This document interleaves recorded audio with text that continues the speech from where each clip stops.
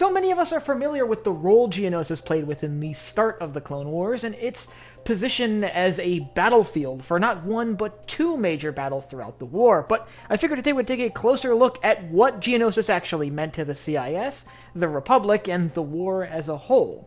I'm Colin, and this is Sci-Fi Deep Dive.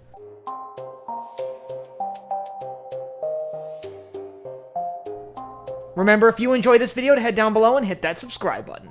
So yeah, Geonosis played a really major role in the Clone Wars. It was, of course, the site of the first battle of the conflict, where the Grand Army of the Republic carried out what was essentially a surprise attack against the droid construction facilities there, and later in the war, after falling back into Separatist hands, it was the site of a second major battle that occurred on that planet as Republic forces attempt to retake it from Separatist control. But with there having been two major battles on this planet, it must have been strategically important to both sides. So today we're going to take a look at exactly what Geonosis meant, particularly to the CIS, but we'll talk a little bit about what the Republic did with it after their control. So just a brief rundown, for those who somehow don't know, Geonosis is a desert world in the Outer Rim, vaguely near Tatooine, that served as the home of the Geonosians and a major manufacturing center for the Confederacy of Independent Systems at the start of the Clone Wars. Well, the Geonosians have some really great engineers that could design some fairly interesting vehicles, like, for example, the Nantex-class starfighter, which we see used during both battles of the war. The Geonosian tech was never really exported off the planet, instead only used by local defensive forces.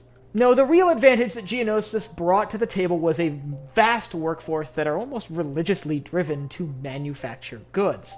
The Geonosian culture is built around the idea of production and manufacture, so they have this drive to be producing something, to be running factories, to be, building war material, for example. So they had a mutually beneficial agreement with the rest of the CIS. The Geonosians and their society would join the Confederacy of Independent Systems and provide their logistical and manufacturing capabilities to the CIS war effort, meaning that the massive factories on Geonosis were pivoted to produce things like battle droids and AATs.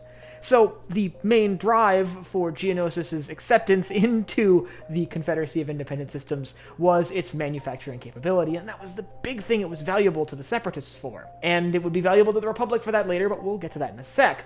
You see, with this being the main drive, and a large portion of the CIS military having actually been built on Geonosis, this became a prime target for the Republic at the start of the war. It just happened to line up well that a senator was being held there, so they kind of had Callus Belli to just move in and take the planet. And that first battle ended up with Geonosis falling under the control of the Republic. Now, it would eventually be retaken by the Separatists, and I'm not going to go over how that happened, because I actually talked about that in a video just a couple weeks ago. But after the Republic was once again able to retake the planet following the second battle of Geonosis, they were far more firm on their control of the world, and began utilizing the Geonosians the same way the Confederacy had.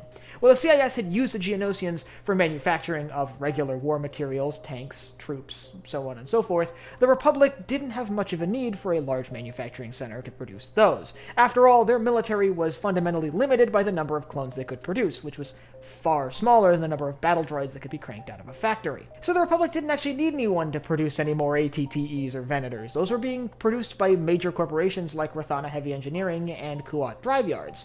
Instead, they needed a workforce to facilitate more secretive projects. And that's where the real fate of Geonosis during the later days of the war comes in. You see, with Geonosis under Republic control, the decision was made to pivot the Geonosian workforce, which, might I add, needs an industrial project to feel fulfilled, to the production of a superweapon for the Republic, attempting to mirror something that the Separatists are supposedly building. A superweapon that would eventually become the Death Star. And that's basically the state of Geonosis for the rest of the war. Republic forces locked down the planet hard after the second battle, and began using the population to develop and construct the structure and weapon system for the battle station.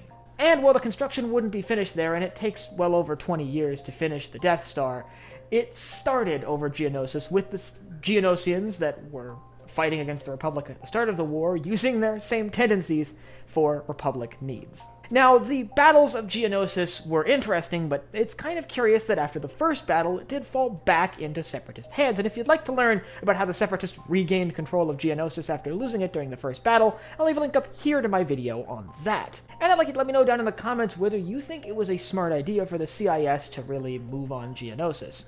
After all, there didn't seem to be really much political similarities in between the ideals of the Geonosians and the ideals of the rest of the CIS. It was really more of an alliance of practicality and a need for manufacturing goods. So, do you think it was worth it, or do you think the CIS should have tried to manufacture their droids elsewhere, maybe in more secretive facilities? And if you have anything else you'd like to see me cover in Star Wars, you can let me know down below in the comments. Last but not least, if you enjoyed this video, head down below, hit the like button, the subscribe button, and the bell icon so you get notified when I upload new videos. So for Sci-Fi Deep Dive, I'm Colin, and I will see you next time.